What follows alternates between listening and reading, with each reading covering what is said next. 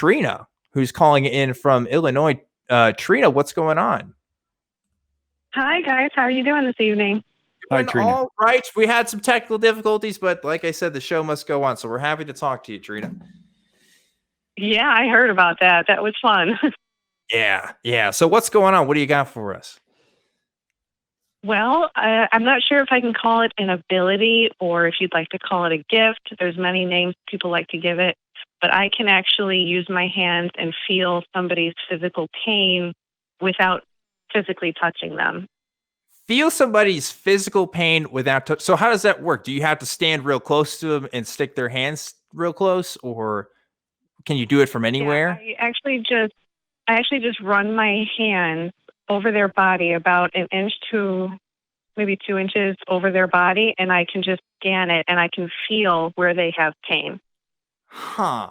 Okay. How did you figure this out? It's weird how I came about this because my Yeah. husband was laying on the couch one day and he has really long hair on his arms, and I was just kind of guiding my hand over his arm, just feeling the hairs, and I felt heat on the palm of my hand and almost like a tingling sensation when your feet fall asleep on the palm of my hand right by his elbow. And I'm like, oh, this is really weird. And I told him about it, and he was like, oh, that is kind of weird because my elbow hurts. And I'm like, oh. So then later on, like the next week or something like that, I did it just to see.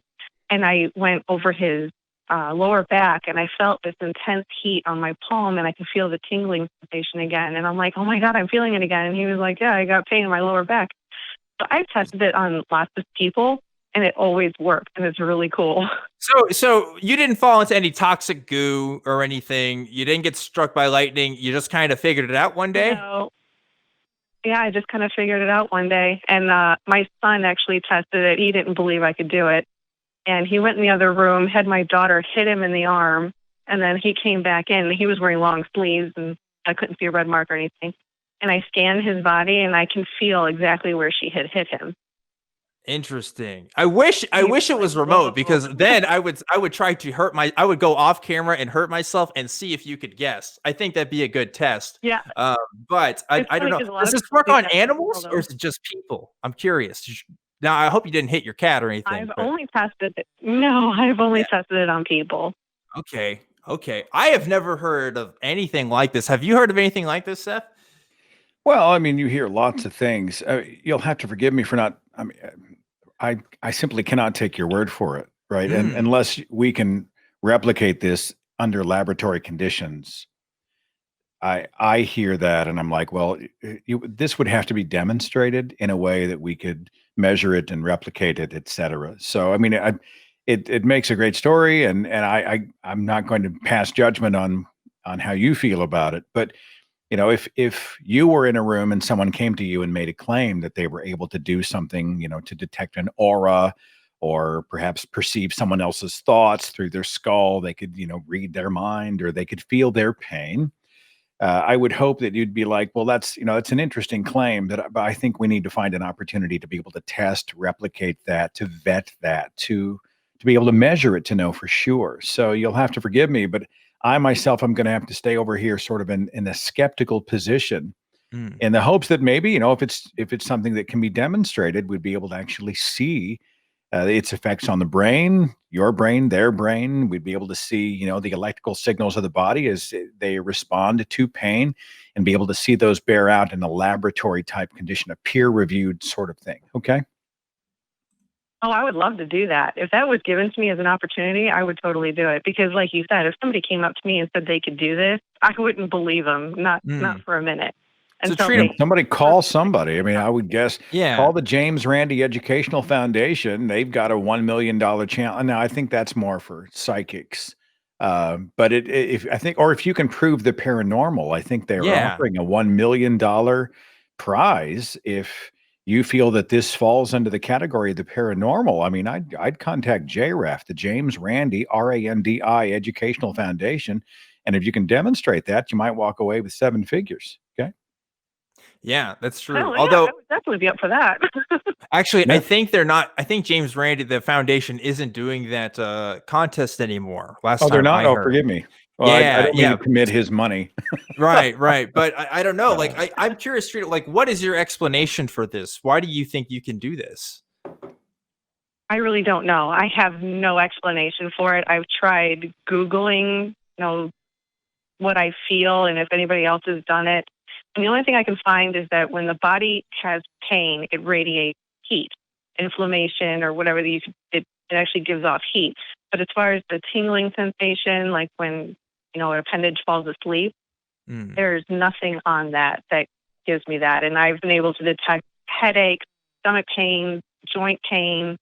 I mean, I've tested it so many times on people that I know because they don't believe me. And when I show them and I can do it, they're like, "Oh my God, you can do this!" And I feel scared when I do go over somebody, and I feel it, but it's not very strong. And I'm like, "Okay, well, there's a little bit here," and they're like, "Well, there's no pain there." Then I'm like, "Okay, well, is there something really wrong with this person that I'm detecting that they may have something inside?" I don't know, but as far as actual like physical pain, I've been able to do it almost 90% accurate. Well, I gotta say, I appreciate you calling this show, but I agree with Seth. I think you need to call like the National Science Foundation or somebody to get this checked out to see how legit this is, because I'm kind of in the same corner, right? It's hard for me to, and you seem pretty like accepted that people are pretty skeptical of this, but it would be hard to justify a belief in what you're saying without understanding exactly the mechanics of what's going on, or at least some sort of explanation as to why this is happening. If it's a heat thing, I that'd be really curious. I've like I said, I've never heard of anything like it, but that's at least something. That's at least something that we can explain through physical processes. But yeah, unfortunately, anecdote isn't always the greatest source of evidence that we have for stuff like this. So I'd be curious to see like getting this tested and then coming back and see what other people have found. But let's say you do get this tested, Trina, and let's say everything that's going on is either completely psychosomatic or there's some sort of other physical explanation. In other words, it's nothing paranormal. It's just maybe it's a good guess ability, or maybe it's something else. Would you accept that as an explanation, or are you more inclined to believe that it's something else? Oh no, I would accept any explanation as long as somebody can explain to me how I'm able to do this. And if it was just, maybe 50-50 shot of me getting it right, then I would be like, okay, maybe this is just like a fluke. But to be able to get it right almost all the time, I would definitely go somewhere and want to have it checked out, because what is going on? I'm curious myself. I have no idea. Hmm. And I'm an Yeah. atheist, so I'm on the skeptic side. I Yeah. believe in God and miracles and everything else. So this for me to be able to do something like this blows my own mind. Huh. Huh. Yeah. I don't know what else to say. Do you have anything else to say about it, Seth?